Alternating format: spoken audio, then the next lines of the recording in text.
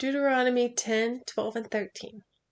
What does the Lord your God require of you? But to fear the Lord your God, to walk in all his ways, to love him, to serve the Lord your God with all your heart and with all your soul, and to keep the commandments and statutes of the Lord, which I'm commanding you today for your good. That list is basically all of the same things. Fearing him and loving him caused the serving him and walking in his ways. It was required of Moses to spend 40 days and 40 nights on the mountain, neither eating nor drinking, just prostrate before the Lord. It's not required of you. It was required of the Israelites to face the giants of the land and physically fight them. It is not required of you. It has sometimes been required of me to get up in the middle of the night and pray for 3 hours. It's not required of you. He will ask you to do things that are not required of me.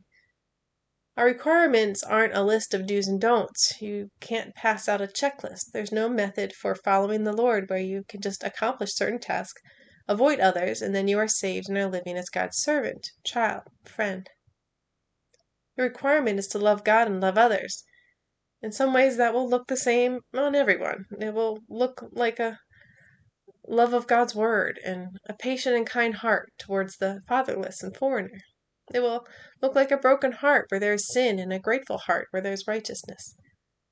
But the specifics will be different for everyone. If he gives you something to do and you don't do it, you aren't walking in his ways and loving and serving him. You're serving yourself and choosing your fear or comfort or whatever over God's call. You may start to ask, but how do I know what he's requiring of me? You obey what you know. You can't obey what you don't know. You know what his word has revealed to you. You love him and you love others according to his word and his Spirit's leading that's in your heart. Trust God enough that he can figure out how to lead you where he wants you to go. He knows how to make himself heard.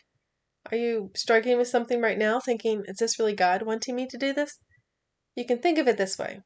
If it is self, things like fear, greed, pride, gluttony, seeking comfort, or any other self-reason that is your honest reason for not doing it, then it's not you who came up with the idea.